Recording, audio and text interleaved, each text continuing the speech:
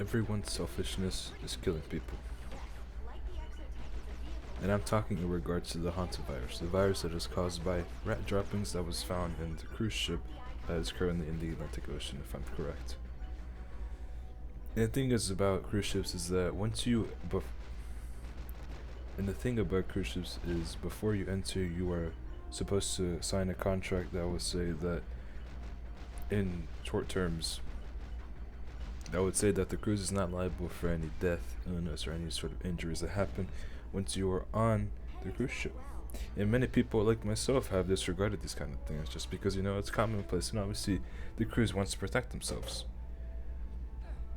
And not many of us will genuinely believe that one day, one time we go on a cruise ship, or once we sign this paper, something terrible will happen to us. Something that you could only see like in video games or like in movies, worst case scenario kind of thing. But now there are people. I'm not in the Atlantic Ocean with 4 dead people who have died due to this hantavirus and other things of that sort, and now they are at risk of everyone dying on that ship because this is a virus that not many of us knew about before then, and is now becoming public news now. And obviously, it's not possible for the cruise ship to dock because once they do that, they will be liable for all the death and injury that has happened, since this will possibly travel across borders and ports as such, because this is rat droppings. The rat droppings can be found literally anywhere, but it's still a mystery how those rat droppings got onto a cruise ship in the middle of the Atlantic Ocean. No one is quite sure, or no one has said, I believe at this moment, why this has happened or how this could have happened. But I find that quite suspicious that somehow that these animals and that these droppings got onto the ship, and now sadly the cruise ship selfishness is having it that the people on board will die for the greater good of possibly thousands of people who might be affected. And I'm sure many of us probably don't want another COVID-19 to happen again, but it's something that could be a possibility. And I think that's quite sad that the that our selfishness is sort of getting people killed. And you can always say that their death will lead to many people living, millions of people living, possibly. And I can understand where that perspective is coming from, but I think it's a shame that there are people who will have to die due to this negligence of rat feces getting onto this cruise ship.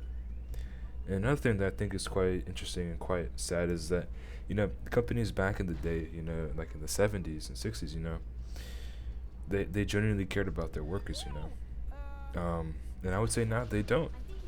We're just seen as cattle, and we used to get these things called pensions, and these pension funds will grow the longer you continue to work at the establishment, and this will eventually pay you for your retirement. And I think that was such an amazing thing we had back then, because we'd be the people who got those certificates and degrees and all how had this work experience. They were able to get the jobs that genuinely cared about them, that would set them up themselves and possibly the future generations of their family for many years to come, and they could live comfortably. But now the companies are just using AI and stuff like that to look through our resumes. I myself have been down this path. I've also tried to use AI for my resumes because I just believe that once this AI sees it, that they'll scan for certain words, and then I'm done for. That I won't be able to find any sort of way to get a job unless I'm lucky or use nepotism, which is quite a shame because I've had to do that for the past couple of jobs that I've had now.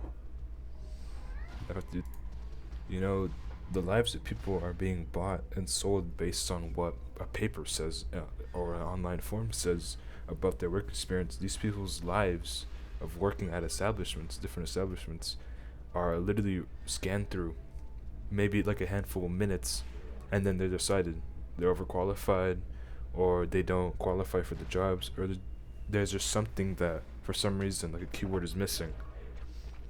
And now there aren't any humans reading it. Even if maybe some companies may say that they don't use AI to that sort of extent, you never know, because these companies will lie in order to get profit. And that's also another reason why sometimes they'll just get people that are underqualified or may not know the language.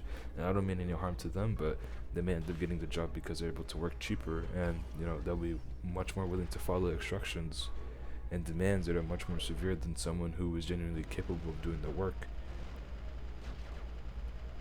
and able to understand that they may have to quit this job in order to satisfy themselves and not have to stress out about life. But there are many people who are making sacrifices, like myself. I had to quit my job maybe a week ago or so, 2 weeks ago, just because I didn't feel like, I was meant for that job, and I hated it genuinely. The money was alright.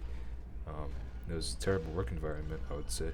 But now this boss, I have some people that I still know that work there, and he's already, gone on to the next person, and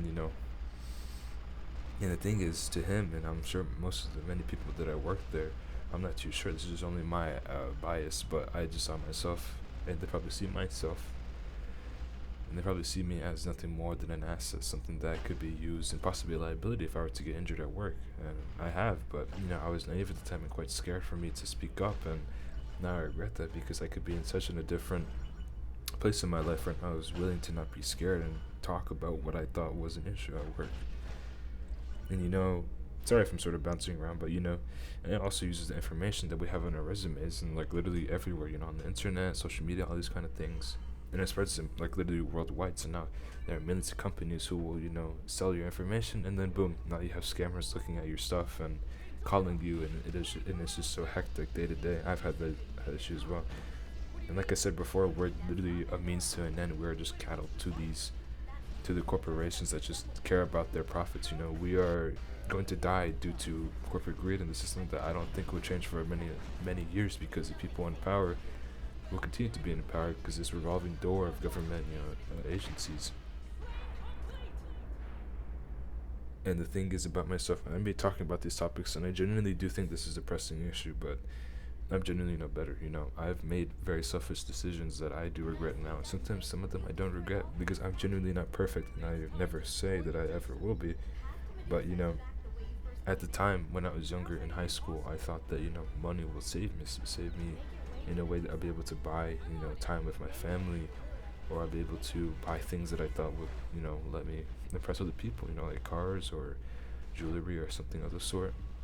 But now I've realized, for the past, I would say, week, my sibling got extremely sick, and usually when you get sick, it's something that you just don't sort of care about, something that you gloss over, something that you forget. But this is something I can't forget, because the sibling I have went through so much pain. I could see it on their face, and they were in their body was in pain. I could like feel it, I could feel like their pain with them, and it made me wake up and realize that this person that I love truly is invisible pain. The idea of her being in pain and crying when she's just so young and having to go through so many of these hardships, I think that's a damn shame.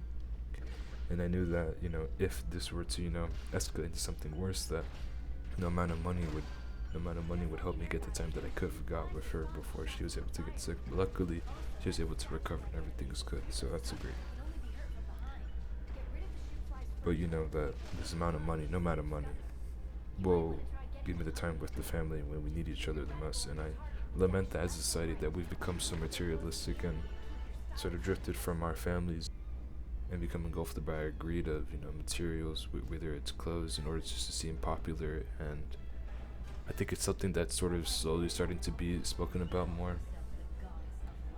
But I do feel that we're able to connect people continents away, that we're still so divided no matter what, because everybody's just so individualistic. And I can understand everybody wants to fix their lives and make themselves better than the person they were for yesterday, but I think at some point that we're all just going to be alone, and if anything, we're going to be scared about what the future holds for us, when at the end of the day we're going to be by ourselves, because we made these sacrifices to work hard and not spend time with the people, or limited time with the people that we genuinely love, because we take that time for granted.